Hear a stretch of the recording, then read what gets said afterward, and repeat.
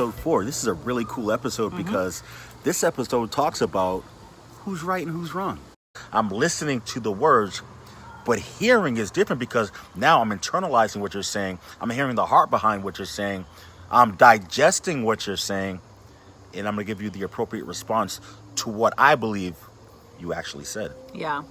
And I want to just go on record saying that if you feel that you're constantly talking and not being heard, maybe y'all need somebody to be a mediator in between your conversations. Or if you feel like the other person's constantly talking and, you know, you're just not one who speaks, maybe you need a mediator. And the reason why I say that is because at the end of the day, both sides should be speaking and listening. Okay, so you don't get to be with somebody who's constantly speaking, and you just decide to give up because they're not listening. That means you need somebody that's going to come in and say, hey, okay, what is your side? What is your side? Let's come to common ground. Not just, she's the one who always gets to say what she wants, so we'll just do it that way. And then that's what builds resentment, because you constantly feel like you're sacrificing self for someone else and not in a healthy way. There is healthy sacrifice in a relationship. There has to be. But it has to be healthy. It can't be somebody always sacrificing. And when that happens, it builds resentment. The only one that came and sacrificed to that depth was Christ.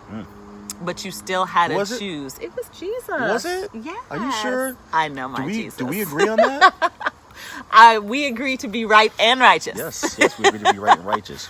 So the premise of the discussion was right or righteous, right? Who's right? And I think what we'd like you to take away from this is that there doesn't necessarily have to be somebody who's right. You just have to be righteous. Because once you're righteous, the right doesn't matter. Because the heart will be understood. Yeah. The intent will be understood. Context will be understood. The narratives you guys will agree on. But once you have to be right, you're already putting yourself in a position to make the other person feel a certain kind of way. Yeah. And nobody wants to be wrong. Let's be honest. Even when we know we're wrong, we don't want to be wrong because then we feel guilt and so forth. But here's the thing I want to say about that. Own your stuff when you're wrong. Own it. Don't argue to be right when you know you're wrong. Even if the reason why you did wrong was because you were hurt or whatever, own your side so you yourself can move forward with truth and honesty. And so that your mate can be open to hear why you did wrong. Let's ask this question. Are you comfortable with being wrong? Ooh. Are you okay with not necessarily saying you're right, but acknowledging to yourself, perhaps I was wrong? A huge thing about owning what you do that is wrong is your ability not only to be forgiven from other people, but your ability to forgive yourself, to own it, to mature, and to grow. So we want you to really focus on being able to listen and respond from the definition of love. Absolutely. That's your homework. Absolutely. Learning how to listen and respond from love. So whenever we do these videos, we have a call to action for anyone who's watching us, because we want you to walk away with some tools that's going to better your relationship. Yeah. Am I right? So who is right? Does it matter? Doesn't matter, because we want you to be righteous. Remember this scripture right here. 1 Corinthians 13:4, because it says, love is patient and kind. Love does not envy or boast. It is not arrogant.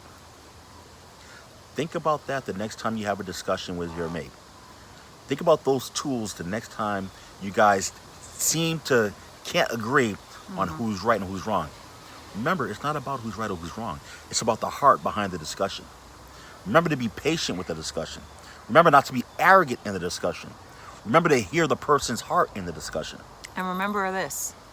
Is it worth the argument or the fight? Sometimes we get into fights just so that we can be right, and it's not worth it.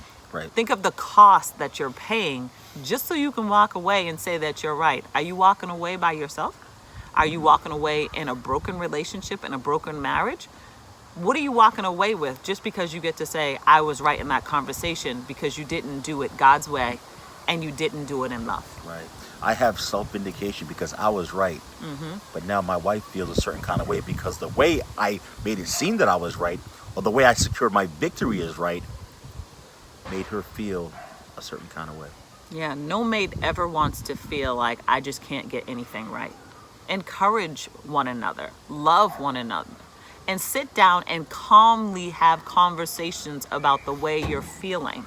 That way you can continue to grow and be strong together instead of just pointing your fingers at one another or belittling one another just so you can have the last word.